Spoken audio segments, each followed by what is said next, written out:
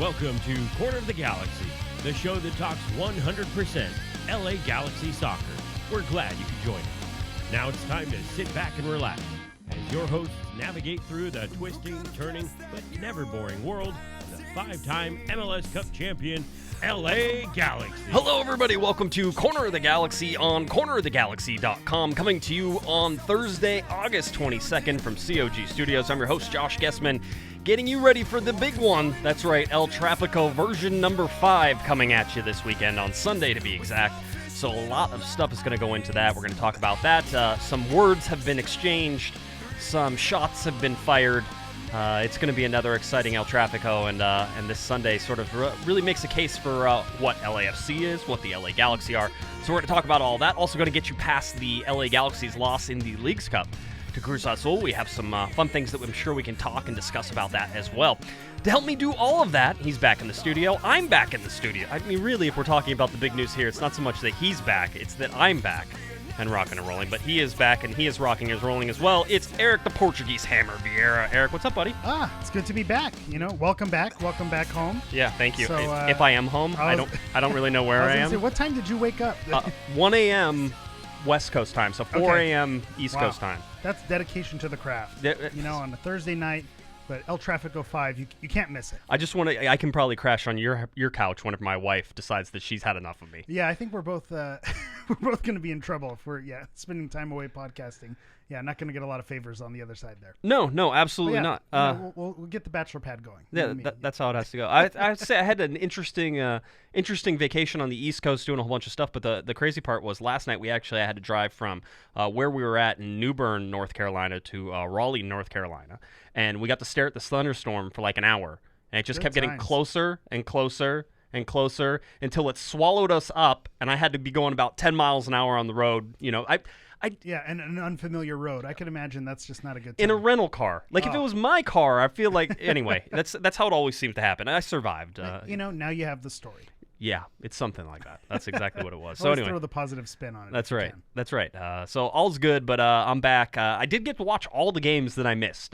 Watched every single one. I think you guys saw me live tweeting most of those on the East Coast. So got to see that and got to see this Cruz Azul game, which, again, everybody likes to jump up and down and trash the Galaxy for not running out a quote-unquote first-team lineup, and then the reserves go in there and hold their own. And they hold their own. They do fine. Yeah. Who was trashing them? I guess people who are unfamiliar with the team and Liga MX fans. Yeah. They're all. It was really the Cruz Azul guys were making excuses immediately as soon as the kickoff went. They were like, "Oh, well, this team is tired, and you guys aren't even. But you're just playing reserves. How dare you?" And it was like, come on. And the tough part was also with the Leagues Cup, with their promotion. I think almost every single one of their promotional posts or pictures had Zlatan on the front. When Pavone signed, they said Pavone is now going to be with the Galaxy with the Leagues Cup. So they were definitely trying to make it happen, because of course, when you promote, those are the players that you're going to put out in front. But the Galaxy really had no incentive to start those players. So when that game started and you saw the lineup, to quote Taylor Swift, I knew it was trouble when you walked in. Wow. So shame on me, right? Is that how it goes? I don't. You're the Taylor Swift guy. I am. Correct my lyrics. But you killed it so bad, so quickly. I botched it, that I'm not sure that it's worth saving. She's coming out with a new album, by the way. I think actually some iHeart radio stations. This is how crazy some iHeart radio stations are going to release a new song every hour starting at midnight tonight. Just in case you were. Good times. Wow. The Swifties. How many minutes are we in? Yeah. 4 minutes. Yeah, That's what happens when the Leagues Cup takes over. I was going to say. But I think the takeaways from this, it's one, they're out, so there's no more games added to the congested schedule. Cuello got a nice confidence-building goal, even if you want to fault the goalie on that or fault the defense. And then the second-choice players, they went in and they only lost by 1. As silly as that sounds, only losing by 1, when you look at that roster against a first-choice Cruz Azul side, I don't think you can be upset with the result. There are some people who say, well, do you really root for the Galaxy to lose? And you're not rooting for them to lose. You hope that the guys that are on the field are able to make something happen. But on the same token, I'm not heartbroken that they went out on this tournament. I'm not my chips aren't all in the League's Cup bag. Yeah, and even that, I mean, you look at the starting lineup, and there are some starters in here that you're sort of like, hey, maybe you don't want to play the Fabio Alvarez, which the only reason you're sort of okay with that is because he got pulled earlier in the game from the Seattle game because of Dan Stairs' red card and substitutions, which I think I talked about on Monday and said I wouldn't have done it that way, but they did. So Fabio Alvarez gets to play in this. You had Joe Corona get some time in this. You had Sebastian Lletget get some time in this game as well. So, let's see who Zubac. That wasn't Aurelio Antuna came in the second half as well. Yeah, so Zubac, Antuna, and Lletget. Yeah. So I mean, you do have some starters in this. I'll say this: it being on a Tuesday and a game being on a Sunday, there's enough buffer there that these guys get to recover. And I think that's what makes the Fabio move okay. In addition to him being pulled early on Saturday, excuse me. See, I'm getting my days mixed up here. Who's the one who has an NA slate? I was gonna say I'm the one who brought the coffee in, and I'm my mind is lagging here. Yeah, that's right. But I think Tuesday to Sunday, even if you put a first team lineup with the Galaxy, I don't think it would have been bad because again, with the games that they played, I believe they went Sunday, Wednesday, Saturday. They essentially played this first team all 3 games. Yeah, they did. The Tuesday to Sunday isn't going to be much different than what they did before. No, it's a good rest. So here's my big sort of takeaways from Cruz Azul. I really liked Fabio Alvarez. He was at one point one of the best players on the team for either team, I thought. Yep. Played really well. Again, his confidence and his stock has risen so much with Pavone. And Pavone's not even on the field here. Yeah, I think Pavone created that spark. He was kind of feeling comfortable. I think when Pavone came... and I'm not sure if I mentioned it here or if it was, it's been a while since I've been on. I know, because you were busy or something. The wrinkle of Pavone and Fabio being friends, that's something that I didn't realize, and you see it on the field. Yeah. You see those connections there. So you see him playing on a different level than he was earlier in the season. So to see him do it without Pavone on the field, that was a good sign as well. Yeah.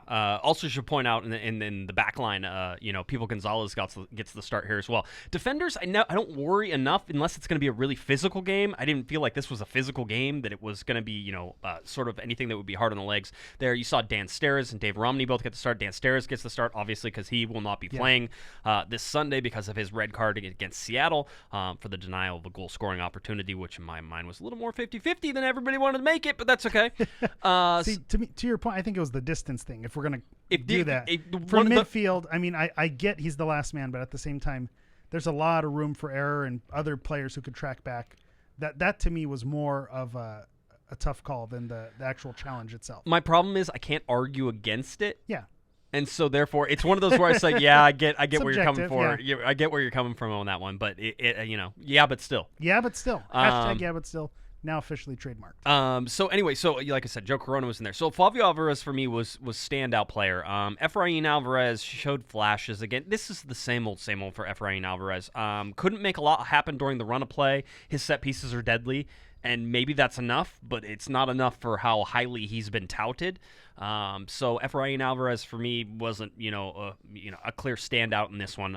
Although he got sort of unlucky. Dan Stairs got unlucky. They should have had a couple more goals in this. Well, and the one positive I will say is with Efra sometimes being inconsistent, I think the service was consistent in this game. If you're going to take something, his passing, his crosses seem to be on in this game, because we've definitely seen games where his passing is off, or he just doesn't look. It's not even flashes. He's just completely disappears and doesn't give the correct service. So I saw good service from him. So I didn't see much else, but again, that's a positive that at least that element of his game, that's something. If he comes in later in the season, coming in late and feeding, balls into the head of our captain, that could be a good thing. Yeah, it's like he's a complimentary piece, but yes. Again, he's not touted as sort of that complimentary piece. He's supposed to be the game changer. He's supposed to, and he hasn't been, and that's an adjustment period. Again, he's playing with, men. I was gonna say he's also 17. Yeah, I know. It's one of those. So that's how it is, and he can once again be the best 17-year-old on the field because Julian Araujo is now 18. So and Araujo was red carded, so he couldn't play. That's right. In this game, he was out. The big sort of let's say another guy who did well before I go, the guy who played horribly, and I'm surprised. Is it Dupuis? Nick Dupuis. Nick Dupuis. Yep. Wow. He had a great game. 6'5", central defender. Jack McBean, by the way, was retweeting today and was like, "Hey, this guy's great." Like, I'm like, "Hey, it's Jack McBean." There he is on Twitter. We found him. There he was. But Dupuis was. Yeah, he was a bright spot. solid. Yeah. solid. Standing next to Gonzalez, I liked Romney and Steres on the outside. That worked for the most part. I was gonna say you were the one. I was like, whatever. Who liked them on the outside. I don't care. It was fine for a Leagues Cup game. I don't know if I'd say I liked it. Yeah, but it was fine. No, so Dupuis was fine. Gonzalez was fine. I thought Lamson was fine. But I don't know that he could have stopped any of those. The goals were nice goals. I mean, those were going to be tough goals to stop, regardless. So I like that. Cuello for me is just I can't. And everybody on Twitter was doing the same thing. Everybody was watching this game the whole time was like, get Cuello off the field. Get him off the field. Now, he broke up, 5 or 6 opportunities going forward in the first half. Then he hits this bomb out of nowhere, and you're like, the reason that, and like you said, you talked about goalkeeper and with Corona there, Jesus Corona, who's an excellent goalkeeper. Maybe he got a Chargers bounce in there because the field wasn't exactly he got in a great shape. little turf, lucky turf bounce there. But however you look at it, Jesus Corona, let's say he misplayed it. Let's say, let's just give him the benefit of the doubt, and normally he makes that save and he doesn't. One of the reasons he was so surprised by it because nobody expected Cuello to launch it from 30 yards. The audacity, the disrespect to try a shot from there. It's like he wasn't. Yeah. He was so bad that it was like.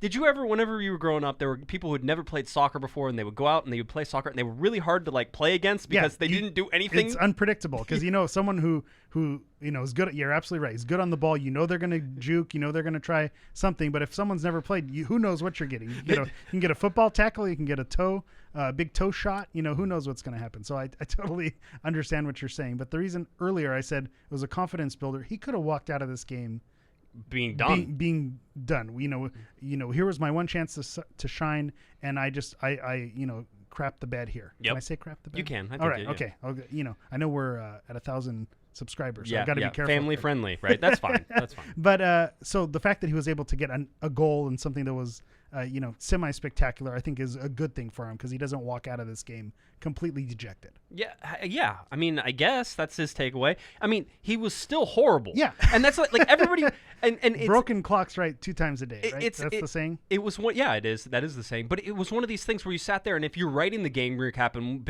by the way, tip of the hat, shout out to Larry Morgan, not on Twitter, holding down the fort while I was gone, gave game recaps for all the game. He hates game recaps. He doesn't want to do them. He's like, I guess I'll do them. I'm like, no, I'll write them from the East Coast. Don't worry. No, I got them. So Larry Morgan, tip of the hat. The GOAT, Larry Morgan. And happy birthday, by the way. If you didn't catch it, it was his 67th birthday, I think over the weekend. And I said something on the Monday show, but I forgot it until almost, I'm sure it was till everybody had turned it off already. It was right at the end. I was like, I forgot this. But anyway. Sing him happy birthday? Yeah. Larry Wright has to write the game recap. And if you write the game recap, you can't sit there and spend 3 paragraphs telling how horrible Cuello was. Instead, you get the 2 lines that say, and he scored a goal. And he scored a wonder goal. Right? Yeah. And it was like, have a day. Yeah, it was one of those things where if you're writing a game recap, you can't spend all the time you want to on how bad it was for Cuello because there was, one of the earliest plays there is that Cuello is going down the middle and there's a ball down the middle and Pontius is going for the ball and Cuello's right next to him and Pontius is looking at him like, what are you doing here? Yeah. And I thought Chris Pontius played fine, by the way. In the position that he was asked to play, fine. No problems with that. And we need him getting reps because I think he's someone who could be an impact player off the bench. We talked about Efra being someone who could be a game changer in the end. I don't know that we've seen it, but Pontius is someone with his experience coming in later in the game could really contribute to this team down the stretch. Here's the thing, and maybe this is unfair to sort of characterize it as this because we saw a similar fight in the previous Leagues Cup game against Tijuana, and you saw that this reserve team goes out there and fights real hard and ends up winning in penalty kicks. But this team is different since Christian Pavone came on, and they continue to show that in this game that they're different, and it's the confidence of guys like Fabio Alvarez that really shine for that. And Sebastian Lletget, by the way, coming on, really taking the game to people. Sebastian Lletget against Seattle was one of the best players the Galaxy had that game. He seems to be finding his form back, which is good. Yeah. Can't argue with you there. I was a legit hater earlier in the season, or a legit hater for those of you with my pronunciation there. So I've definitely seen a turnaround. Whatever is going on with his confidence, I don't know if it is Pavone being around, and that just opens up space and allows him to be a little more proactive. But he had some great touches in that Seattle game. World class just bring downs and being able to make connections with those passes. I haven't seen him and Zlatan on the same page in the last 2 seasons. Right. And that Seattle game was the first time where you saw them finally get that chemistry together. Well, and it's about going forward, right? Yeah. I mean, we all agree that Sebastian Lletget can be great on the ball, but he likes to go sideways and backwards more than he likes to go forward, and it's about getting that ball turning, finding the spaces, and then opening up those lanes, and that's what you're seeing now. Same with Fabio Alvarez, by the way. Whenever he first came into the Galaxy, it was a lot of sideways. Side to side, and that just kills the momentum. It gives people a chance to come forward. You have to try to find those spaces in between and in behind these players, and especially against a team like Cruz Azul, which the Galaxy didn't do a great job of really penetrating. But when you look at the stats aren't bad. They're really not. I mean, 11-9 on shots total, 3-3 on target, 7-5 off target. 11-9 leading for Cruz Azul. The 3-3 is a tie. 7-5 for Cruz Azul. The possession is only 56.5% in favor of Cruz Azul, so a 13% difference. That is and you talked about the game versus Tijuana, where they got a late goal and took it to penalties. It looked very possible that they were going to steal another late goal and send it into penalties, because with no overtime, it's a coin flip. Who knows what could happen in those penalties? So just the fact that they were in it, I mean, that's a good sign. There was a great meme out there. If you're on Reddit, and there's some great LA Galaxy memes and some stuff, and it was like LA Galaxy fans before Leagues Cup was, we don't care about this tournament, it doesn't matter, blah, blah, blah. And it's LA Galaxy fans at halftime looking up hotels in Las Vegas, for September 18th. And by the way, if the Galaxy would have won and had to play in the September 18th, there are 6 games being played by the Galaxy in league play in September for the Galaxy. So that would have been 7. That would have been 7, and now you're in a Leagues Cup final and you have to play your starters. You don't want to have to do that. Yeah. I think the only saving grace would have been if it was Club America, and then you get Giovanni Dos Santos's Club America versus the LA Galaxy. But, they went out before, so I was done before the game even started. That was it. Yeah, that was By it. the way, if you watch any of that game before, it was the cruelest thing I've ever seen. Brutal. Absolutely brutal. Club America goes up with 6 or 7 minutes to go. It's 2-1. Everybody's like, oh, this isn't going to go to penalty kicks. And in the 5th minute of the stoppage time, there's a throw-in. Own goal Header. Which is just amazing, and then it goes to penalty kicks, and they lose on penalty kicks. So that was fun. That was fun. Tigres, Tigres, they're a tough team. I wouldn't have wanted to play them in a final.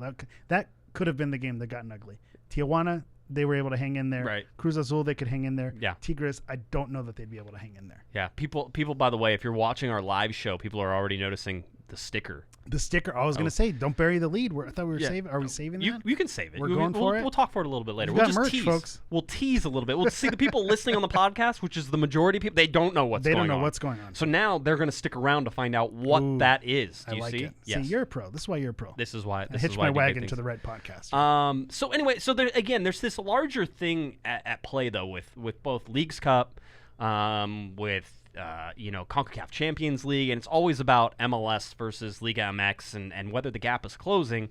And this is the first tournament where MLS is more in form than maybe Liga MX. The timing of it is a little different. The one caveat being the Campeones Cup, right, where Atlanta beat Tigres, right? No. Club America. Club America. Hello. I think. Come on. I think so, right? See, Tigres was fresh in my mind. But Club America was the team that they beat. So I think that was the first time in a long time that a MLS side beat a Liga MX side. So they're not. I still don't think they're there yet. But just the fact that you have the top teams in MLS might be able to hang with those Liga MX teams, and so the Galaxy being the final team in there, at least they're in the conversation. And I think that gives them something to be proud of. Yeah, it's I think there's still a gap there. It's a money gap more than anything, and it's still that's 100% what it is. Continues to be that way. So we'll see what the CBA brings about and how that goes. But I mean, if there were a lot of Mexican fans complaining that MLS isn't playing their starters, and you had, by the way, reporters both in English and Spanish that were criticizing the LA Galaxy for not playing their starters. How do you expect us to take this seriously whenever you do this? And it's like, whoa, chill out. That's not how this is going to work right now. There's no incentive to. Not only in this particular version of it, it was clubs selected at I would say almost random or quote unquote for their marketability. Yeah. In order to be put, there was no qualification process. Now next year it goes to 16 teams. Yay. But at least we know now. We're not finding out. When did we find out this tournament was starting? June. June. Yeah. So at least we know a year in advance. So there's hopefully it will be baked into the schedule. Or at least you'll be able to plan for it a little bit better. So I understand that these tournaments have to start somewhere, and this is coming from a guy who celebrated the UEFA Nations League title for Portugal. So I'm all about new competitions. He has the tattoo and everywhere, right on the small of his back. It's great. 2019 league UEFA Nations League champs. Right. So I get that part, but at the same time, if there's no cash, the cash prize incentive, is that something that's really going to motivate? It is apparently some money, and the players talked about getting the money. The money was a motivator. I think that would be the only motivator, as opposed to any type of status or any type of, beating a Liga MX side. I don't think that was a factor as much to this. I don't think the pride was there from the MLS sides. Yeah. Anyway, so overall, a pretty good night. I would say it was marred once again by homophobic chants, but I'm placing that more on CONCACAF than anything else now. And that's something that I want to talk about too, is having fans of another team, right? Kind of, for lack of a better term, especially with our opponent, invade the stadium and kind of take over. And I think you saw this with the International Champions Cup when Real Madrid and Barcelona first came in about 10 years ago and started making these trips. Complete sellouts, everything's good. And then now, the attendance is really spotty at these games. Right. And I think the more educated the American fan base is, the less likely they are to go for what's kind of an obvious cash grab. And I think the LA Galaxy fans looked at this and saw it for what it was and didn't show up. Right. And when you have Cruz Azul and a large, Mexican population in Southern California, it's an opportunity for them to see a team that maybe they haven't seen since they were children because they've moved out of the country. We saw some of that too. People were talking about people who had not seen, their team Cruz Azul play since they were like 7 years old or whatever it was. So of course, the novelty of that is going to bring out more Cruz Azul fans. And then when you factor that in with the fact that LA Galaxy fans just had 2 games in the course of 5 days, and then this is a tournament that maybe they don't value. It's not part of a season ticket package, so that knocks down another level of people. So I don't think you can really look at that and say what a shame that the LA Galaxy fans didn't show up. Kai Kamara made a statement that was kind of ridiculous. Why is Kai Kamara even? And so 1, Kai Kamara, 2, Colorado Rapids, and 3, if anything, it's a feather in the cap that the Galaxy fans know better. And this isn't against anyone who went to the game and rooted for the team and wanted them to win. It's not a knock on you, but you can't knock the people who didn't want to go either because they saw it for something different. Yeah. I don't. There's been players opening their mouths lately that I'm like, who are you to start talking? We're going to talk about one particular later. But, just Wayne Rooney, at least whenever he speaks, and I know people were sort of hammering on him, because he talked about the lack of charter flights and all these things, and the 12-hour travel day that could have been 6, but, thanks MLS. Actually, thanks MSL. Oh, MSL, thank you. Yes, you're absolutely right. Wayne Rooney, but, I'm telling you right now, it's part of the union's strategy is to get some of the bigger name players who have in previous years been left out of sort of the CBA conversation, because David Beckham was like, what do I care about the CBA?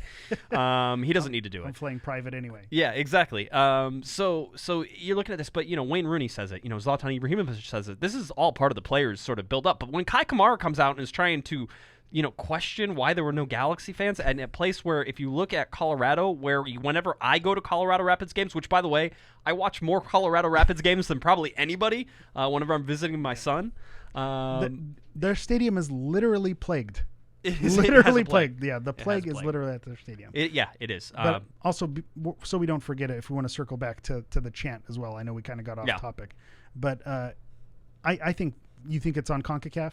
Because what is the stadium staff supposed to do? Yeah, well, I mean, that's sort of the thing. The announcement, one is the announcement needs to be in Spanish as well as English, and that's something somebody has, and I agree with that 100%. Yeah. We're trying to educate more than, but as people were rightfully saying, what are you going to do? Kick out the entire fan base? I think yes. I think that's the answer. And I know that this is a harebrained idea. It's one of those things that probably won't happen. Armchair quarterback type of deal here. But I think there needs to be one game in the competition where you give the warning in English and in Spanish, say, happens again, we're clearing everybody out. It happens, and you clear everybody out. Fans of both teams play behind closed doors. That happens one time, and I think that it sends shockwaves, and they say, well, last time this happened, they literally threw everyone out of the stadium, so we're not going to do this again. I think you have to have a brass pair to try to pull that, because then, you're talking about people who want refunds, and, it's not fair because we weren't saying the chant. Right. But I think you kind of need to bite the bullet on something like that, because otherwise it's just not going to stop. I don't know that you have to go that far, because I think there was a second league or a second division French game where they were chanting stuff, and he stopped the game. And they stopped it for a minute, and they warned everybody. They said, "If pull the players off." Yeah, we're going to pull the players off, and if you do it again, we're stopping this game. Yeah. Like, this is a real threat now, and that's what I think. Again, it's not something I want to focus. We've talked about it a bunch, but it's something where it's clear that if they want to do the job of getting rid of it, and everybody can have their little arguments about whether or not it's a slur or not. I thought Pablo Maurer at MLSist had sort of the best take on it so far. And it's not something I had to save it because it was one of those things. And basically, Pablo said, I think this varies based on country of origin. So he admits that in different countries it may be cultural. He That's goes, fair. if you say that word in Mount Pleasant in D.C., it's 100% a slur. It's also in the dictionary as a slur. My father, who's a linguist with a PhD in Spanish, says it's a slur.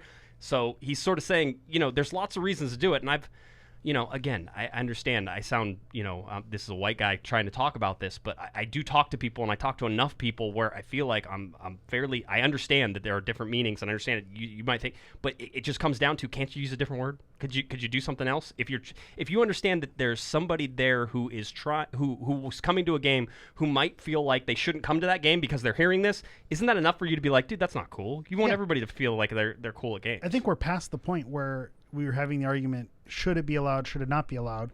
The powers that be have deemed that it should not be allowed. If you're driving on the freeway and you say, you know what, my car has airbags, I have a seatbelt on, I should be able to go 120 because my car can handle it. I'm a professional driver. I know what I'm doing. Right. But no, there are other powers that be and other laws that say, no, you can't do that and you'll get in trouble if you do it. And at this point, there have been rules put in place that this is not something that we want to see in our stadiums, and the rules need to be adhered to. So the argument of should you, shouldn't you, we're past that point. It's just now how are we going to move forward and make that change happen? Anyway, just another side Moving note. on. Yeah, side note to that game. The Leagues Cup. Again, Leagues Cup for me was, I guess, as much success as you're willing to sort of, die into it. I agree with you that Galaxy fans said, we're not paying for this. Yeah. This is trumped up. Clear. It's BS. It's in the middle of an important playoff run for the LA Galaxy. We're not paying for it, and I think that you voted correctly. At least in my mind, you voted correctly. That's what this is. If it's going to be a money grab. Now, next year, it comes with qualifications. And by the way, the LA Galaxy look like they're going to be qualified for it right now. Basically, if you're not going to the CONCACAF Champions League, then it's a top 4 from each conference, outside of those that are already going to the CCL, which means right now, if the LA Galaxy are in third place, not going to the CCL in terms of just finishing in the regular regular season standings, would be qualified for this as well. So that's so now, does it take on more importance? I've said it does take on more importance when you qualify for it. Agreed. It takes on more importance when there are now 8 teams from each league. And to your point, if they can bake it into the schedule, now you can start paying attention to it. And see, if these were afterthoughts, shoved in on Tuesdays because this MLS schedule is already out and you had to, you weren't going to do Friday nights, you weren't going to do Saturdays or Sundays. But if you put this game on a Saturday, on a Sunday, on a Friday night, you might get better attendance, and maybe a Galaxy fan who says, you know what, I'm not into the idea of the Leagues Cup. It's a Friday night. I love the LA Galaxy. I'm going to head out to the stadium. That's a factor as well. Also, offer season ticket holders $5 tickets. I mean, you want to fill it up with Galaxy fans. It's part of the package. Or it's part. Well, see, you always say that, but they don't want to ever give it away for free. But $5 is basically for free. Yeah. So. Just one of those things. All right. So again, the LA Galaxy bounced from Leagues Cup, so that means we don't have to talk about it anymore. This was it. The Leagues Cup. I wanted to get the anthem one more time. Did they have an anthem for it? That was Leagues Cup. The Leagues Cup. Wow, amazing. Voice of an angel. I think they could have. All right, Rolf Felcher. By the way, people know that Rolf Felcher sings like an angel, right? They do now. They do now because if you follow at Galaxy Profile, you definitely know. That's why I wait for those. Not only sings like an angel, right, but he's got the dance moves to accompany it. Does he take his shirt off immediately too? Oh yeah, he's smooth. Yeah, there you go. All right, good. If you're in the chat room right now, they are currently obsessed with whether or not I had crabs whenever I was on the East Coast. Okay, food wise? Yes. Again, you're married, so careful. Yes, food. Family show. Maryland blue crabs. Okay, yes. Did indeed. Soft shell? We did soft shells as well. Okay. But the Maryland blue, this is the problem for a guy who grew up on the West Coast and doesn't crab. It's a different thing. It's totally, and my wife has to like help me, Yeah. you know. So it's like it's kind of your fingers aren't calloused from Right. ripping the crab right. open. She's like, oh, you're doing it wrong. I'm like, what? I thought I was doing it. No. Here, let me help you. You got to put. See, I put my fingers here, and she's the most uncoordinated person in the world. I love her to death, but she's the most, and she can take a crab and just like it's anyway. cultural. Oh man, yeah, was not brought up that way. No, was not brought up that way. I had Good times. I had 3 crabs. And I won't mention how many she had, but it was more than 3. Yeah. All right, 3, and it took me like an hour. I was gonna say, and it was 3, not because you didn't want more. It's just that's all your hands could take from peeling those crabs. It's like chicken wings and sunflower seeds. You're never going to get full from either of those. That's never going to happen. You can never have enough chicken wings. You have to eat for like 3 hours in order to get enough chicken wings. All right, let's go on to the standings because I know we're going to have to quickly transition into El Trafico because that's what everybody is paying attention to right now. That game coming up on Sunday. We are going to preview it, so hang on there. Let's do it. The Eastern Conference right now, you look at Atlanta United and Philadelphia Union. By the way, if you ever thought the Philadelphia Union were still going to be up near the top of the Eastern Conference, they're still just hanging on. 27 games played, so actually Atlanta has a game in hand. Atlanta has been coming on strong, so all of the horrible play that they've been having since they switched coaches. Oh my God!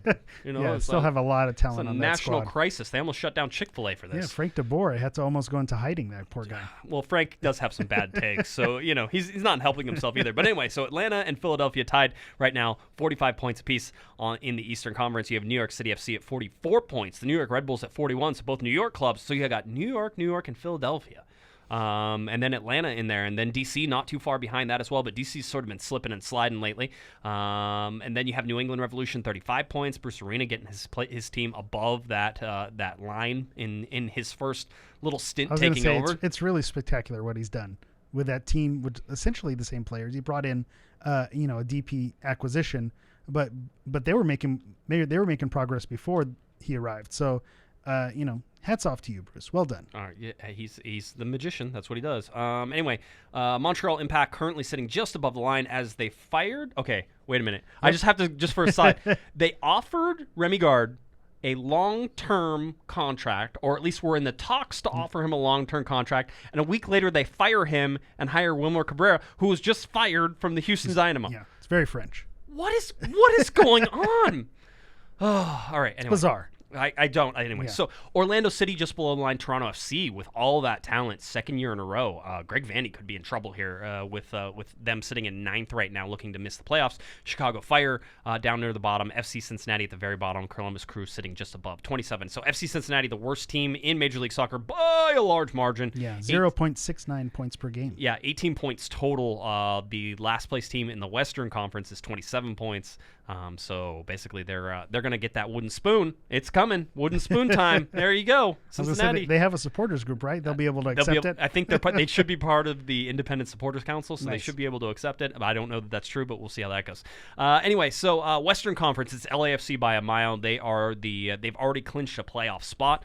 They're likely, and I mean likely, it's almost a given now that they're going to win the Supporters Shield. Yeah. 61 points now ahead of Minnesota. Minnesota has 42 points. The LA Galaxy 41 points. Real Salt Lake 40 points. Seattle Sounders 40 points. San Jose Earthquakes 38. Portland Timbers 37. I've been reiterating this. I need to keep beating everybody's head on this. The Galaxy don't need to win out. They don't need to do any of this stuff. They just have to keep treading water. And the Western Conference is going to beat each other up down the stretch. I want to feel comfortable with that third place. You shouldn't be. But that 42 to 37, that is from 2 to 8 is just way too close for comfort. With even though there's not a lot of games left, there's not a lot of points. That's 2 games, a 2-game swing, a 2-game losing streak, and you're out. And you're out. Yeah. And if everything bounces the other way, I mean, obviously with scheduling, maybe these teams play each other, and a 2-game losing streak doesn't necessarily put you out, but mathematically that could be enough to put you on the outside looking in, which would not be a good look, especially with how well the Galaxy have been playing. Yeah, we're going to go over the schedule here in a little bit. There's some games for the Galaxy here to get into a better position, and we'll talk about what there's this Sunday is one of them, but we can talk about that later. Anyway, Supporters Shield, like we said, it's LAFC with 61 points. Atlanta is in second with 45 points. Philadelphia, 45 points. The LA Galaxy, for as bad and as good as they've been, because they are Jekyll and Hyde, you never know what's going to show up. They are currently 6th in the Supporter Shield. They are showing, as with most teams, only one, the Philadelphia Union, 2, New York Red Bulls have 27 games played right now. In that top 7, and the LA Galaxy, with the game in hand, are the 6th best team in Major League Soccer in terms of points. If it all comes down to points, if there's no moral victories, which there aren't, right? If it all comes down to points, the LA Galaxy are the 6th best team in Major League Soccer right now. Which, given some of the disappointment, especially recently, how does that happen? And 538 is a website that I like to go to. So looking at their power rankings, they have the Galaxy 5th in the West. So if they're 6th in the league by points, by power rankings, with the odds working to the end of the season, they would wind up in 5th. Does not make me comfortable, given needing a home playoff game. When you look at power rankings throughout the whole league, they're 11th, right? And to me, that feels like how they've performed, not necessarily in the last few games, but over the course of the season. 11th feels like that's about where this team has been in the league. Doesn't mean that they can't turn it on and they have the potential to make things happen, but they feel like 11th in the league. That's what my eyes have shown me. But just the fact that they're technically 6th and still holding on to that 3rd place spot, that's a good thing. To make those mistakes and still essentially have be holding court and being able to say you can have a home playoff game, that's a good thing. That's a positive spin. Here's the thing. I think if you look at the LA Galaxy and they put 2 good games together where they actually dominate, I could see them jumping on the power rankings to like 3rd, because they have the talent to be one of the top 3 teams, best teams. And I said this, and I'll back it up again. The LA Galaxy, when they play like they're supposed to play right now, are one of the top 2 best teams in the Western Conference, and maybe one of the top 2 best teams in Major League Soccer. They're right there. They've shown they can be right there. And by the way, if they keep beating the one team that probably sits at number 1, it's going to be hard not to put them above that team. Good enough. So it's so hard to sort of tell. But again, the game's coming up. Obviously, LAFC, which we're going to talk about shortly. Then you have the Seattle Sounders away. Listen, Seattle is a shell of itself right now. I think they can be dangerous. I think that they can turn it on. They can do stuff, but they do not look like they have the pieces to put. I don't think they're a playoff team. I think they missed the playoffs. And I think playing them this close to the last time you played them, and knowing that a 10-man side was, what were they, 10 minutes away from taking 3 points and coming from behind to win a game, I think that's going to stick with this Galaxy team. And when they travel away to Seattle, that they're going to have that mental edge that they need to get points on the road. Okay, all right, and just a reminder that if the LA Galaxy want a home playoff game, they need to finish in the top 4, right? Because the number 1 gets the bye, right? And then basically, so number 1 won't play. It'll be 2 versus 7, 3 versus 6, and 4 versus 5. With 4 hosting. So they need to be at least in the top 4 right now, because one on both sides will get that bye. So again, the top 4 is where the LA Galaxy want to be. That at least it guarantees them 1 playoff spot. All right, or 1 home playoff game. And if you're projecting a little further, which I like to do and jump to wild conclusions, if the other team is going to end up in first place, you really want 2nd or 3rd. Yes. Because then the eventual meetup would be in a Western Conference final. Because if you end up with 4th and you do advance, you catch them next, as opposed to the build-up, the climax, the drama that a Western Conference final 1-game knockout. You're getting me hot and bothered. It doesn't get better. You're getting me hot and bothered. I can't handle it. So we really want to finish 2nd or 3rd. One of the things that I also want to say, though, is that if that team is going to be first, then you want them basically to win all their games from here 100%. On out, except maybe Sunday. And by the way, I'll say this even before we get to that. I don't think Sunday determines the LA Galaxy's playoff positioning. That game almost doesn't matter. It matters in a whole bunch of other reasons, but probably not in the playoff race does it matter all that much. Yeah, and we'll get to the preview later, but I have thoughts on why that may be a different result than maybe we want. Away to Seattle, away to Colorado. So points. Play. Kai Kamara can see all the LA Galaxy fans. Stay away from the Prairie Dogs. Prairie Dogs in the plague. Prairie Dogs. Toxic dirt in Miami. What else do you want? Yeah, building on a dump. Hey, you know what? Good choice. By the way, David Beckham. by the way, most of the dirt now in the United States in areas is going to have to be remediated. Yeah. You're talking to a guy who does this all the time. You're going to have to remediate. There's only so much real estate left now. There you go. Sometimes you got to find the places nobody else wants. All right, so then it's home to Sporting Kansas City, who are a shell of themselves this year. It's home to Montreal, who I don't know what they're going to be under Wilmer Cabrera. I have no idea. Wilmer Cabrera is Montreal, traveling across multiple countries, longest road trip. Yeah. And that's always it works well when it happens in this direction. Then away to Real Salt Lake, who don't have a coach right now, with Petke getting tossed. That was weird, too. So Petke getting tossed, and then home to Vancouver, who... Should be. And then away to Houston, which was... Should be. Right? So you look at these, and Points are there. their points are there. Yeah. The points are there for the Galaxy to secure a high ranking. I was going to say, my mind tells me yes. Yes, I know, but The what do your five- eyes the- have seen? My eyes have seen, actually, the last few games, eyes have seen good things. So if they can keep it up and peak at the right times, that's the key to success here. They can be good. I've seen since Pavon's arrival, I really like the way this team has been playing. Yeah, and I think you should. I wanted to see if we could bring up real quickly, looking at if the playoffs started today, sort of look at who will be playing who and how it all goes. It would be the LA Galaxy in third seed versus the San Jose Earthquakes in sixth. Tasty To start, right? Hosting that game. I don't think the Galaxy match up well against San Jose. I don't think a lot of teams really match up well. They've played them twice and have game film and something to build on. You would hope that would be an outcome. I trust our coach. Yeah, okay, good. I like it. It would be Minnesota, the second seed, hosting the seventh seed Portland Timbers. That's solid. Minnesota gets bounced in that game, guaranteed. And then Real Salt Lake hosting Seattle. I think RSL would win that game right now. I mean, so anyway, that's how you see it. And then it would, like I said, a first-round bye for LAFC. On the other side of things, it would be the Philadelphia Union hosting the Montreal Impact, New York City FC hosting the third seed, hosting the sixth seed New England Revolution. Bruce Arena gets that win, guaranteed. Bruce in the playoffs, come on. And a round one matchup of the fourth seed New York Red Bulls versus the fifth seed DC United. Ooh, that's tasty. Ola Kamara's DC United. Ola Kamara See with his goal. Did it make you a little angry? It made Perry Kitchen angry. Did you see that? No. Again, if you follow at Galaxy Profile, Ola Kamara made an Instagram post that said, MLS, did you miss me, or something like I'm back, and posted the goal, and Perry Kitchen commented. He said, no, go back to China. So I was like, I'm right there with you, Perry. I'm on your side. Kevin. Oh, Kevin. No, that was a Perry. He gets Perry for that. He gets Perry for that one? That's high enough. All right.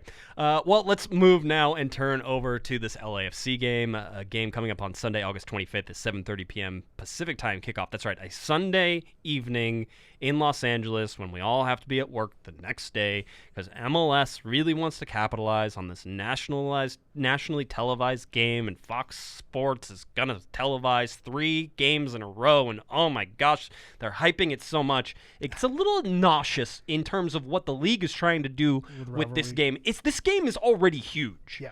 And I love the people who are like, it's not a rivalry. And it's like, Who said it's never? Oh, well, okay. Yeah, I've seen those people. There's Portland and Seattle fans. That's who it is. And I'll tell you why they're wrong. Is because they're not here. You don't live it. You don't breathe it. You don't eat it. This is a real rivalry. The fan base doesn't like each other. The games have been spectacular. And you can't say, oh, well, the games, just because the games have been good, it doesn't make it a good rivalry. Absolutely not. That's exactly what makes a good rivalry. When you have teams that aren't, quote unquote rivals because of their proximity, when they play each other well, those are the teams that become rivals. And, you look at Golden State Warriors and the Cleveland Cavaliers. They're not 20 miles across from each other. But why are they rivals? Because when they meet, it's on. Yes. These are 2 top-level teams going at it. So, people who say this isn't a real rivalry just are people who are not here. You don't live it. You don't breathe it. It's a real rivalry. Yeah, they were showing tickets. Like the cheapest ticket you could get right now is like $160 and something like that, mostly because they play in a matchbox. But other than that, there's other reasons for that as well. It's a highly touted game. And it's probably going to be like $150 for parking. Yeah. So take the Metro. The only people I agree that it's not a rivalry with is that, well, LAFC hasn't won a game, so where's the competition? And I like that take. It's saucy. It's saucy. Yeah, I like it. It's a little spicy. I like that. That's some of that stuff. So that's good. All right. Are you? I didn't rehearse, but I have something written down. You have something written down. Is it like a sentence? Am I going to be like start it? No, I did. And then stop I did it? some work. My wardrobe may have coordinated where I'm going with it. All right. I'm ready. I'm always ready. All right. Well, if you're ready, I'm ready, and I know that the chat room is ready as well. So here we go. LA Galaxy facing off against LAFC on Sunday, August 25th, a 7:30 p.m. kickoff time on Fox Sports 1. Here we go. El Trafico, Episode 5, Return of the Zlatan. A not so long time ago, and a galaxy 22 miles away, it is a dark time for our boys in blue, white, and gold. Although their rivals were destroyed a month ago, they have only managed to grab 4 points in their last 5 games. Evading the dreaded TAM and GAM of the MLS salary structure, our group of freedom fighters, led by Guillermo Barros Schelotto and Dennis Teclosa, have established a new secret weapon on a free loan from Boca Juniors, Christian Pavone. The evil Lord Bob Bradley, obsessed with finally beating the crown jewel of the league, has dispatched thousands of classic fans to probe and troll the far reaches of our galaxy. They've sent the bounty hunter, Mark Anthony Kaye, to say they're trying to hold on to the last bit of what they got. To me, he just sounds like a stuck-up, half-witted, scruffy-looking nerf herder. Come this Sunday, they'll try to beat us again, and once again, they will probably come up short. Search your feelings, LAFC. You know it to be true. Zlatan is your father. Yes. All right. That should get us rocking and rolling for this. That was good. I was on short notice. I feel good about it. I know, it was good. I'm warmed up. Now I'm ready to play. People are worried that the show is going to be short because we started our preview like 5 minutes before we normally do. It's LAFC. It's LAFC. We'll have plenty to talk about. There's lots to talk about. All right? Everybody calm down. I like it, though. I like the enthusiasm. I like that you know our show. I like that you're following. All right, so I like all those things. So you keep up the good work. I'll keep up the good. We'll do our job. We appreciate you. We could talk about nothing for hours. Yeah, all right, we already do. We just get to flip the mics on. They're like, Eric already won. He didn't already win. Don't give him that satisfaction. Yeah. All right. Knock me down. Stay humble. Stay humble. Keep that head in check. Yeah, I'm gonna start getting merch if I get too comfortable here. Yeah, I know. Hey. No spoilers.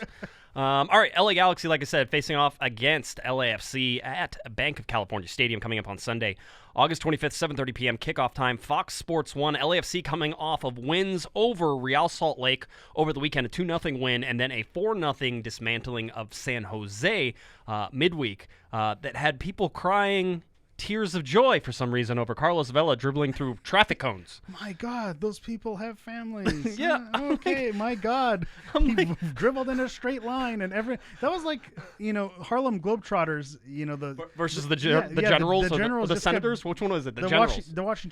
Washington Generals. The Generals. Yeah, you're right. So they're just diving out of the way. So, credit to him. He put it away.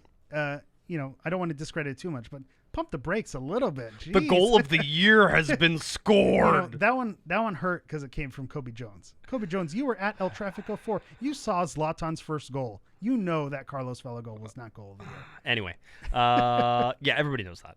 LAFC coming in again hot. I mean, listen, their last loss was on July 19th. To the LA Galaxy. 5-game win streak. And that's really what you're looking at here for LAFC. I mean, their form has been good. They're in top form. They are the best team in the league. There's no doubt about that. Most consistent team.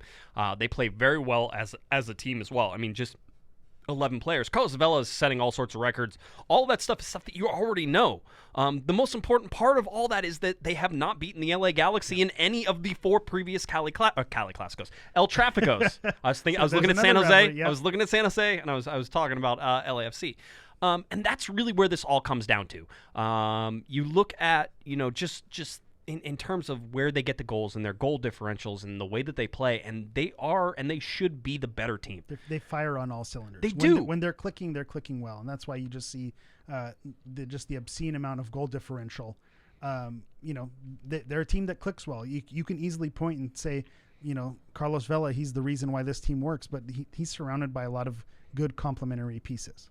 And that's the last good thing you'll hear me say. No, I mean, it's going to be difficult not to say. That's fair. It is what it is. We have to be realistic here and be honest with our listeners. Well, Dennis Teclosa says it, and if you listen to him talking, it's shrouded in sort of, if you read between the lines, you know what he's saying. But he's saying, listen, he goes, if you're an expansion team and you're coming into this league, you should be good. He knows that they have a stacked deck. Right. And he's like, you don't have bad contracts. You don't have like these things that follow the team year after year after year. That comes as it comes. I mean, Atlanta, even transitioning through coaches and doing stuff, they had bumps in the road already, and their fan base was, oh wait, we're not winning everything, and that's really what you have to sort of look at here is that LAFC put themselves together well. They did a good job. They're coming in now, and they have a chance to really set records in this league and to win it all. But I'll tell you, and you heard it on Monday night when I was talking, is that this team reminds me too much of the San Jose Earthquakes team in 2012, which was, that team was, this team is unstoppable. There's nothing they could do. And even that team, regular season, would come in and smash the Galaxy. Yep. Doesn't matter. None of that matters. And that's sort of where this all comes to, is the LA Galaxy have been a mental block for LAFC since they started as a team. And I think that is the key right there, because you see this happen quite a bit. Teams that run away with a regular season lead, but when the games count, especially in the American system with a playoff, these are teams that don't face adversity. So LAFC, for the most part, has not really had a tough road. Everything has kind of clicked and worked well. They've caught teams at the right times and beaten them easily. So they haven't really been punched in the mouth outside of really the first El Trafico of this season. They had a couple other losses before that, but they were a little bit fluky. I think the Galaxy showed the game plan and came right out and stuck it to them. So when they face adversity, they don't seem to have that mental edge yet. So I say that knowing that Mark Anthony Kaye, I talked about his quotes. We can go into what they were specifically. I'm gonna say the quote here in a second. But basically, they have this game circled. They want to win this game badly, and they have a lot of talent. And the Galaxy have already won this season at home.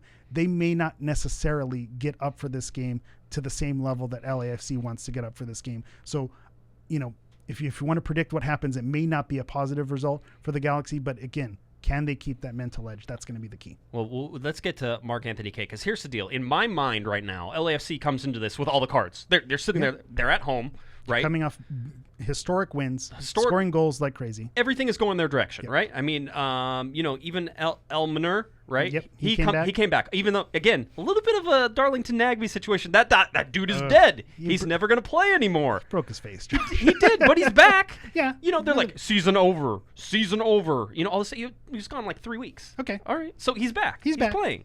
Yeah. So he's doing that. So all these things are going their direction. Everything, like you said, there's no adversity here. So why in God's name do you say anything that could possibly pop the Galaxy off? Because as soon as Mark Anthony Kaye said this, the LA Galaxy coaching staff was like, "Hey, could somebody print that out in big letters for me? Because I'm gonna post that on the it's going on the bulletin board." That'd be great if we can just get that on the big screen while they train. Kay, can you go ahead and just email that to all the players, and then email it to them like 7 times today? Just, hey, this is what your opponent sees. Mark Anthony Kaye, and I got this from K-Bax, who was out working this, and Kevin was like, yeah, he goes, I double checked it. He goes, because I want to make sure these are the actual words that came out of his mouth. Here we go. Mark Anthony Kaye talking about the game versus the LA Galaxy. We want to beat everyone. Obviously, we want to beat the Galaxy. They're trying to hold on to the last bit of what they've got in LA. So these games are a lot to them because they already feel like they've been kicked out of a city that they never played in. Yeah, we want to beat them, but at the end of the day, if we're holding the trophy and they're not, we beat them. Was that a good dramatic reading? That was a good dramatic reading. The douchiness really came through in that reading. Here's the thing, okay? There's 2 things that happen in this, and it's just they're on opposite ends of the spectrum. Yes. You're like, okay, so, hey, Mark Anthony Kaye, are you going after the LA Galaxy? Yeah. Because in the first part of this, you say you're going after them. Yes, you want to beat them. But then you also have already built yourself in defeated. An excuse. You're like, but listen. You said as long as we're ahead on points, we're fine. If we lose, as long as we're holding that trophy, then we win anyway. It doesn't. We don't need to beat them to be, and it's. But we want to beat them. So we don't need to beat him. Yeah, he kind of goes back and forth. And the one thing that it kind of reminds me of is those are, LAFC troll talking points.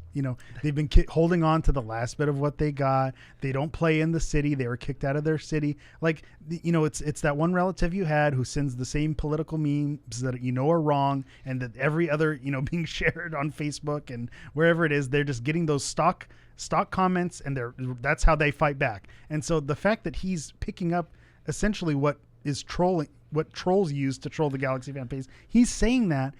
It's an insane move to me, especially with the last El Trafico. The narrative was Carlos Vela, best player in the league. Zlatan, how do you feel about playing in a league with the best player? Who's the better player, you or Carlos Vela? And that just fired Zlatan up, and we saw what happened when he got fired up. So you're going to say we want to beat them and they don't belong in the city? You don't think the Galaxy is going to respond well to that? Good luck. Well, here's the thing is that we talk so much about the parity in Major League Soccer, and even as good as LAFC have been, and certainly, if you look at the parity, you're saying there's nothing equal there. But there really is, because they're beatable. They've shown they're beatable. They are beatable, right? They fell to the Galaxy already. It's a difference of 2%, 3%. And some of that can be made up if you tick people off.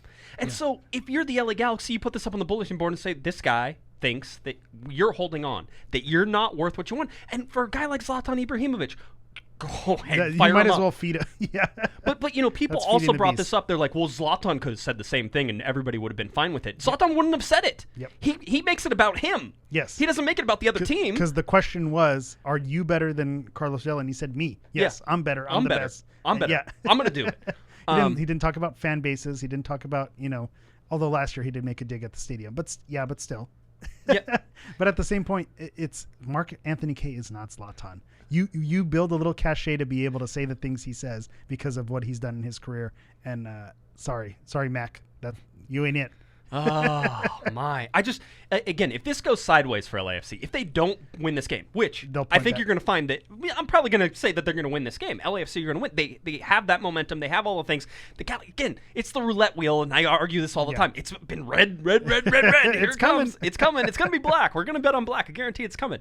So. You look at this and you say, why give them this? And if you're Bob Bradley, who seems like he's sort of a level-headed guy, like, hey, let's not get too high. He seems to understand what this can do. Yeah. He's like, let's not get too high, let's not get too low. Let's rename them a The LA rivalry. Clasico. Yeah, let's rename a rivalry that we've never won. That Bob Bradley. Whenever he's doing this, I wouldn't be surprised if LAFC loses that Mark Anthony K gets sent down to like a USL team.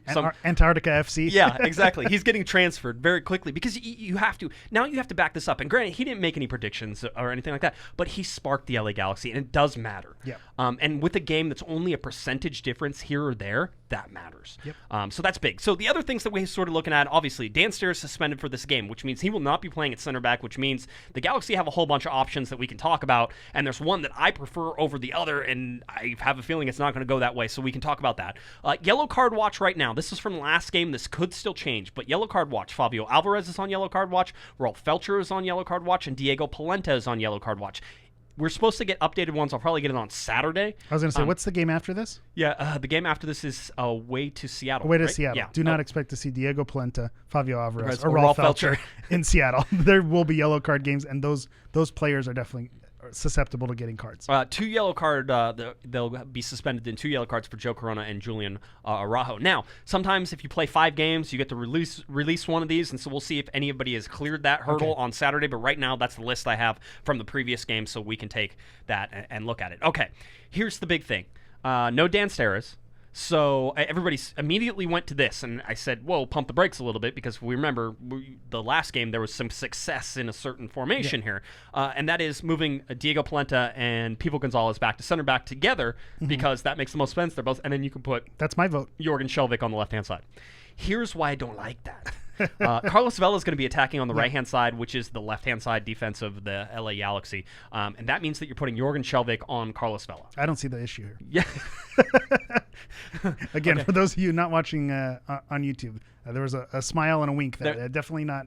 Yeah. That's concerning. I get it. Because in my mind, that yes, you'll have Diego Polenta there as the backup, but LAFC throws so many numbers forward, he's going to be busy with other guys. So you don't want to just shield. Here's the other deal is that the success the Galaxy found in the midfield and on defense was Jonathan Dos Santos guiding Carlos Vela into Diego Polenta, and Diego Polenta knocking Carlos Vela on his butt. Yep. On more than one occasion. Yeah, and listen, this game, if you expect the LA Galaxy to get a single call in this game, don't. Okay, don't expect that. Away from home. Away from home, the most fouled team in Major League Soccer.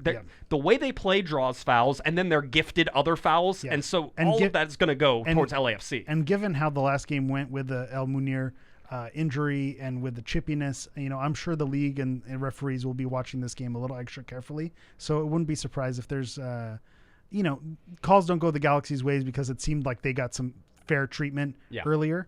But back to Polenta, the reason I prefer him in the middle is because when you put him on the left, you're using him as an offensive weapon moving forward. Yep. So if he's moving forward and building to be a part of the attack, I think he's much better, especially away from home, staying in the center back, staying home, and kind of hoping that, when they get past those, Skjelvik, eventually the Polenta's going to be there waiting for him. To me, I feel better about that than putting Polenta out left, moving him forward, and then if you have Romney in the middle, or whatever options you put there, I feel less confident with them in the middle if they happen to break through, because we know this team on the counterattack, the Galaxy team on the counterattack, does not do well. So if Polenta gets caught up, I'd rather have Polenta in the back making that tackle. You know, one of the things that the Galaxy did so well against LAFC the first time is allowing and drawing that pressure to him, holding that ball for that split second longer and making the pass out. It's really what LAFC did to San Jose whenever you watch the pressure that they put on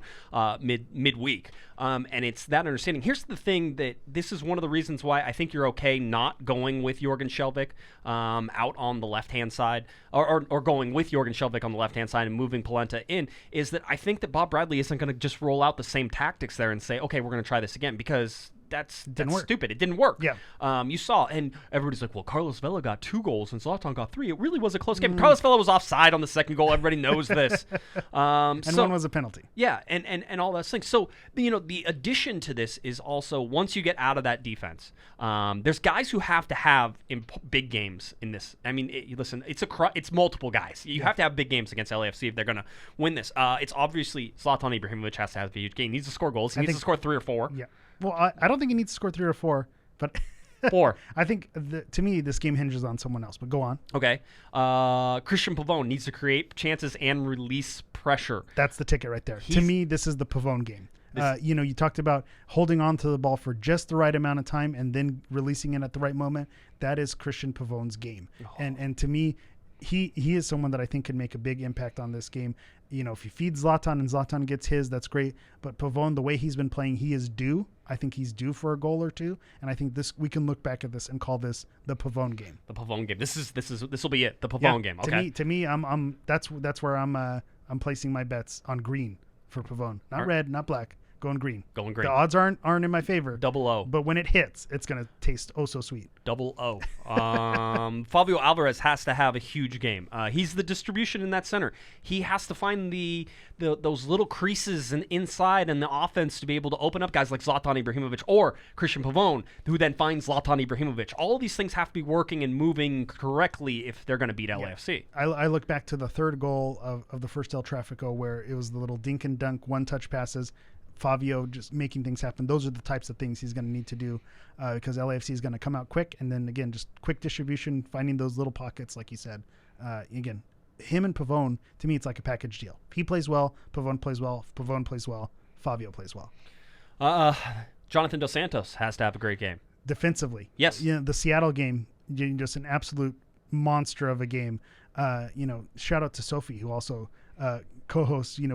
She was kind of down on Jonathan, and I understood her point of view. But if you watch that game against Seattle, that was the Jonathan Dos Santos. If you talk about consistency, that was the Jonathan Dos Santos that we want to see, making tackles, tracking back, breaking plays up. That's who we're going to need against LAFC. And then whoever's playing that left back position, because you have Carlos Vela who's going to be attacking. You cannot let him cut inside on the left foot. He's going to find space anyway. So then if you're talking about the left back who also has to be big, and whether that's Skjelvik, whether it's Polenta, however, Guillermo Vieira sort of does that. And by the way, I think it's going to be Skjelvik out there on the left. I think it's Polenta and Gonzalez in there. I feel like that's the only move. Yeah. I would have rolled the dice and put Romney in. I'm just telling you. You can hate me all you want. At left or in the center? In the center, and I would have allowed Diego Polenta to go out left. I'm okay with it. I'm better with that than Skjelvik in the center. Yeah, people are suggesting I don't like that. It's not going to happen. No, I don't like that at all. So that's big. And then a guy who has to come up big because he hasn't at some points, and he's cost the team points sometimes. David Bingham has to come up big, and I think he's had some great games. But I think he's susceptible to mistakes. And I was going to say, you brought me down. I'm sorry. Because I was feeling really good. You were naming off players. Said, yes, this is how they're going to help. This person can play. This is where they're going to make the difference. You say David Bingham, he needs to come up big. The way LAFC plays and peppering the goal, that's a weak link to me. I think he definitely can be one that could cost points. And Tuna, Pavone, I mean, you're going to get the starting lineup, I think, that everybody expects. I don't think Guillermo Vieira is going to go hold anything back. He could. I mean, he could put somebody like Antuna on the bench. Start somebody. You could put Leggett out wide. Leggett out wide. The way Leggett's been playing, if you have Leggett, and Corona, Dos Santos all on the field with Pavone, and then Fabio, that's not horrible. That's a lot of people who can hold on to the ball and distribute. Then you bring in Tuna in with some tired legs, which people have said, hey, that might be his best spot. So again, these are all things that you're looking at and saying the LA Galaxy have the pieces. And there's no team in Major League Soccer that can't be beaten by the LA Galaxy when they're playing well. They've proven that over and over again. If LAFC decides to have a night, the LA Galaxy need to have a night. And if they don't, it'll get ugly. It can be an ugly one. It can be. Potentially can be. Yeah. And that, I don't see this game as being the key to the LA Galaxy's playoff run. This is not it. This is not where we're gonna make our bones here. No, it's the next games after this, and so if the Galaxy end up losing this game, that's the thing. The only thing that sort of helps, I think, in the whole scheme of things, is what happens in the playoffs now. LAFC got over the mental hump. Listen, being in the playoffs is totally different. Yeah. And that mental... Ask LAFC how Real Salt Lake felt about him last year. It's one of those. It's one of the games that's going to be exciting to watch. I'm hoping I'm going to be there. I'm credentialed for it. I should be there. I'm moving in that morning, so it's whether or not I can leave my pregnant wife at home to While sort of be moving? like, yeah, ask her to move the boxes. yeah, instead? just be like, hey, All right, I'll save a spot on the couch for you, buddy. We'll see if I make it, but I'm trying and planning on doing it. All right. Does 538 have a prediction? Did you look at that? Or I looked at it. You don't want to see what 538. I do. I want to see it. 538 has LAFC with an 80% chance for a win. I don't think I have ever seen a team with an 80% chance for a win. So LAFC 80% chance for a win. LA Galaxy 8% chance for a win, and then a 12% chance for a draw. The odds are in the favor of LAFC. I think LAFC should be the favorite here, but 80% to 8%. That's wild. That sounds like a good betting line. That's wild. That sounds like one of those. You can do it. 8%. Somebody in the chat room. 8%. The milk in my coffee is a higher percentage than that. Yeah. Logan says, "Hey Josh, can you bring your wife to work one day?" I don't think she would like that. Maybe whenever the youngster's born, we can make that happen. But live show appearance. Live show, yeah. From young Guesman. Yep, that's right. We'll see. We'll see if the little dude can show up. So anyway, but yeah. So this is where it's at. So then, Eric, I ask you, what's your prediction for this game? Everybody, by the way, has already yelled at me in the chat room and says that if I predict a win, they're not going to the game. They're done. Because everybody knows, I think, outside of the very first game, I've never predicted the LA Galaxy to do anything against LAFC, which is, I have a feeling will continue tonight. I cannot, on mic, make my prediction to go against the Galaxy. I think the Galaxy can go in. This can be the Pavone game. 3-2 win for the LA Galaxy. Christian Pavone hat trick. It's irresponsible is what it is. It's irresponsible. Did you just... We can do it. 8%. We can do it. A 20% chance at a result. We had the Star Wars theme there. There was the small opening and Luke Skywalker still found a way to hit it. So we could bring down the Death Star. There was a smaller than 8% chance there, and they did it. Are the Galaxy going to use the Force? I mean, what? They might as well. No, the Galaxy lose this game. I know. It sucks to hear. I know. What was big surprise? He's right though. Yeah. No, it's you can't say this. It's one of those things. Eventually, there's a bunch of things moving. Is that you could say that the Galaxy are that sort of mental hitch in LAFC, and if the LAFC can clear that mental sort of hitch and get over that, I mean, some people were like, oh, they're unstoppable. No, they're not. The playoffs matter. I don't think that even if the Galaxy lose this game, that a matchup in the playoffs would mean anything to this game in terms of if these two are going to play. Wipe the slate clean. You're in the playoffs. It's a different set of stakes. The playoffs? Yeah. Playoffs. The playoffs? We're talking about the playoffs? Yeah, but to that point, history and data has not shown me that LAFC has gone the other way. So that's why you can never count them out. Plus, it's a rivalry game. That's it. This is college football. Yeah. This is as close to college football as it gets, which is rivalry game. Throw it all out. This whole week with the players talking smack and the fan bases, it feels, I've been texting with a friend, it feels very much like a college rivalry week. The billboards? The billboards. Let's talk about Latif Blessing. Poor guy. Let's say a prayer. Hope he gets a blessing for himself because he is being dragged all across the heart of the city. Yeah. The LA Galaxy go and put up a multiple. Actually, it's not just one. There's one that has two sides to it. Yeah. One side is Zlatan blessing after the third goal that they scored in the last El Trafico, sending him directly to his piece. And this is right across from Bank of California Stadium. And they've held that real estate. They've had that billboard and since the bank was being built there. So kudos to whoever's in charge of marketing there. To no words, no text, just Zlatan sending blessing on his way. And then flip side of that billboard is the very first El Trafico where Zlatan comes on, and 2 minutes after he comes on, he knocked Vela on his butt and made his little small gesture, his little fingers. His little fingers. He was questioning Vela's manhood, I believe. That's what I believe. Is that what it was? Yeah. Oh, yeah. That's what it was. I thought he was telling him how much espresso he wants. He wants just this much, just a little bit of foam. Yeah, just this much. Yeah, I understand. understand how it works. So they have that one. They also have some other stuff up there. Some that, posters kind of spread on walls there with Zlatan and him celebrating the goal. It's basically all moments from El Trafico's, which if you've watched them, the Galaxy's been successful. So kudos to whoever put those out there, and people noticed. Fox Soccer noticed. Arash Markazi, who's an LA Times guy, posted something about it. So this is good. It's good for the Galaxy. Creates some heat behind the rivalry. Makes the other fan base upset. Pumps our fan base up. I think this is a good thing. Grant Wall tweeted that this was the biggest game in soccer this weekend. It includes all the world. In the world, hey, he said this is the biggest game. Kudos to you, Grant Wall. Build it up. Go out on that limb. Salesman. Go out on that limb. No, it'll be I think it'll be a great thing. I don't like the 7:30 p.m. start on a Sunday. I think that's stupid. Especially if you want to showcase these teams to the entire country. 10:30? 10:30 p.m. Let me tell you about some 10:30 East Coast starts. It's late. Yeah, tell us how that feels. It's not nice. Yeah. It's not nice at all. By the way, if you are headed to the game, the Angel City Brigade would like you to know that white is the preferred color. Yes. No camo. Don't need to. I did like that. Wear white, no gimmicks, no camo. Keep it clean. Yeah, I like that. Keep it clean. simple. Yeah. Why do you need to get cute? There's no need to get cute. No need to get cute for this. If you are traveling to Bank California Stadium, be safe. Yes. Don't do anything stupid. That goes for, I don't know if there are any LAFC fans listening to this. I hope they're not. But if they are, hey, great. Don't do anything stupid. Know your surroundings. And I think for the most part, we saw that when the game was at the Diggity.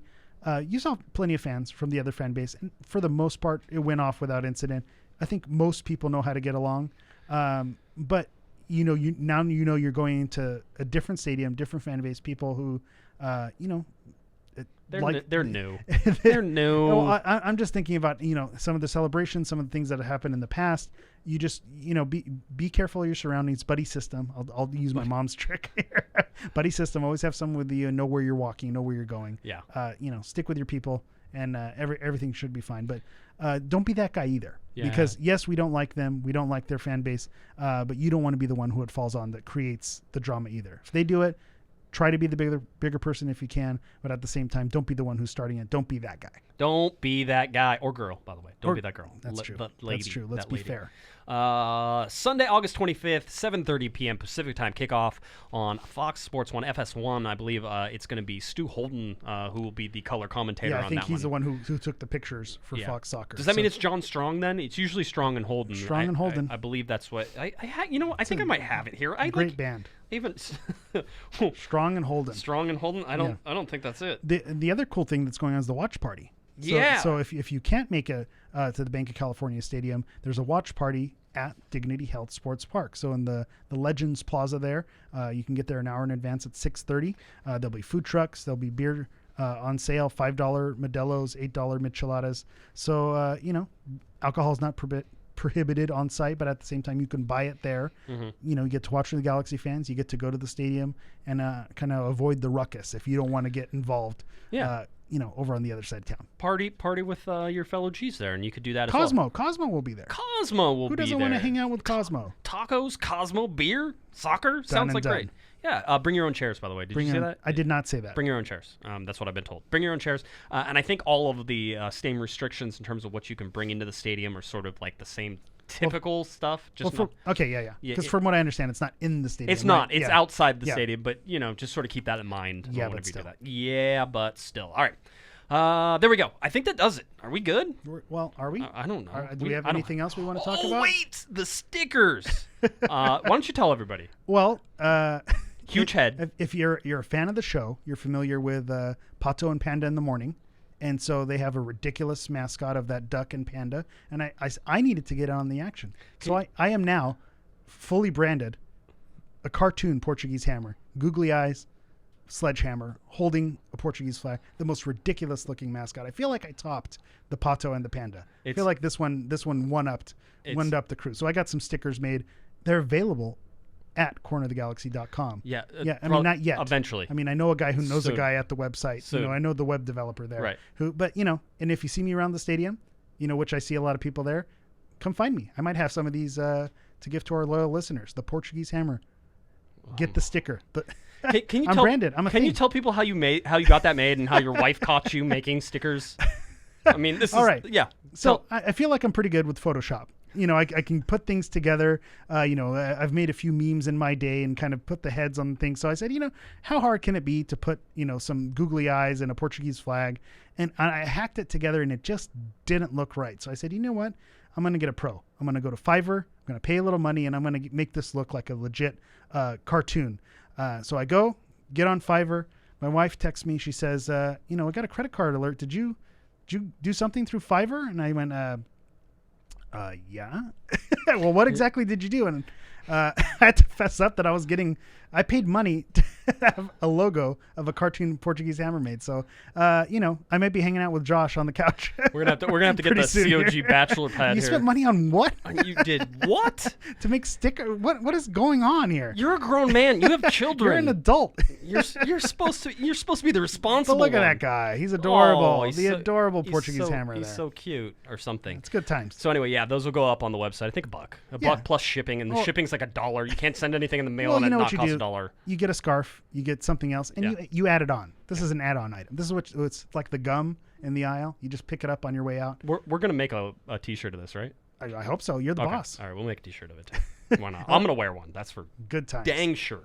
Done and done. Yeah, so somebody asked how much the stickers would be. $700. You don't know how much that graphic the graphic design. You don't know how much that sent me back. The credit card alert doesn't go off for pennies here. So yeah, $700 a sticker. Yeah. That's how it goes. Now, $1. We'll put them up in the Corner of the Galaxy shop. Just click Corner of the Galaxy, click the shop button. You can find all of our stuff there, and we'll get them out to you. So that way we can do it. And again, catch Hammer probably at halftime the next home game as well. Yeah, I'll have them for you if you find me. If you don't want to pay $1, you don't have to pay $2, whatever you want. Shipping's only $1 if you order like 5 or whatever, however many. Get some coasters. Why not? Get the whole set. Do the whole thing. Yeah. We have a lot of stupid things planned. I'm just laughing at some of the stuff. We'll keep you informed. All right. I think that does it, dude. I think we're out, which is good because I need to go to sleep eventually. It's getting close to the 24-hour zone. I can see it. You're getting loopy? I can see it. Yeah, absolutely. The coffee helped, but it made me more loopy. So we're at the end of my useful consciousness now.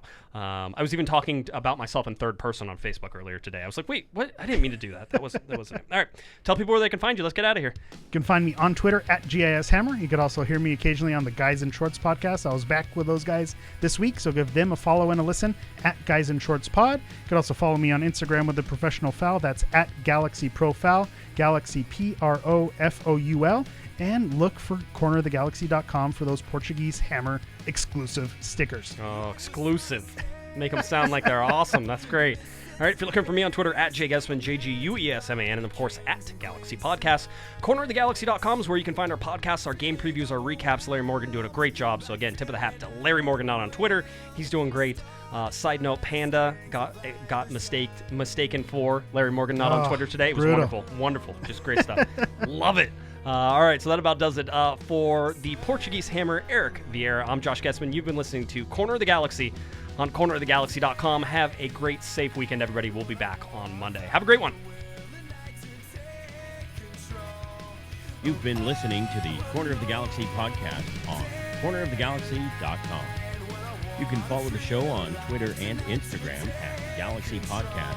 And be sure to check out and subscribe to iTunes, Stitcher, and Facebook by searching for Corner of the Galaxy. And for all of your independent LA Galaxy news, discussion, and entertainment, including this podcast, head on over to cornerofthegalaxy.com. Fans, thanks for listening. We ask that you be kind and courteous to your neighbors as you leave the podcast. We thank you for joining us and look forward to seeing you again. Until then, I'm Michael Araujo, and on behalf of the entire Corner of the Galaxy crew, goodbye, everybody.